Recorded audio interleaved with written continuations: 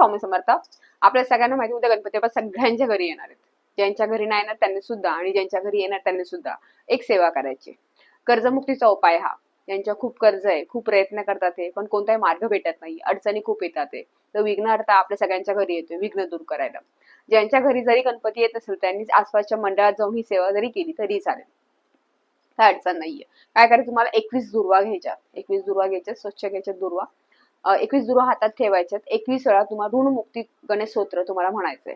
ते तुम्हाला मी देईलच ते ऋणमुक्ती गणेश स्तोत्र हे तुम्हाला म्हणायचं 21 वेळा म्हणायचे. आणि मग ती 21 दुर्वाचं जे पंच आहे ते तुम्ही गणपतीच्या पायापाशी ठेवायचं. आता गणपतीची तुमच्या घरात गणपती बसले असेल तर तुम्ही तिथे ठेवा. नाही तर तुम्ही तुमच्या आसपासच्या गणपती मंडळ असेल, गणपती सगळीकडेच कोपऱ्या गणपती बसतात तसा प्रश्नच नाहीये. त्यामुळे गणपती मंडळात जाऊन गणपतीच्या पायापाशी ती दुर्वा अर्पण केली तरी चालेल. असं तुम्ही केल्यामुळे तुमचे विघ्न दूर होतील.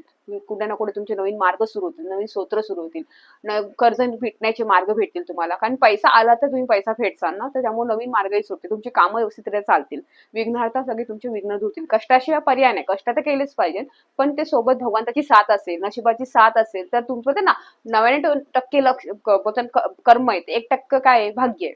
ते 1% सो देव आहे, देवाची साथ नसेल ना तुमचं 99% मेहनती वाया जातात. त्यामुळे ते तुम्हाला करणंही तेवढं महत्वाचं आहे. त्यामुळे ही सेवा करून बघा, खूप चांगली रिझल्ट भेटते. आता ही सेवा किती दिवस करायची? ज्यांना 3 दिवस करायची 3 दिवस करू शकता, जे 5 दिवस करायचे 5 दिवस करू शकता, 7 दिवसही करू शकता, 10 दिवसही करू शकता. तुमच्यावरती डिपेंड तुम्हाला किती दिवस करायचे. ही सेवा करा, नक्की चांगली प्रगती भेटेल, नक्की चांगले रिझल्ट भेटेल. 100% तुमची मनोकामना पूर्ण होईल. श्री स्वामी समर्थ.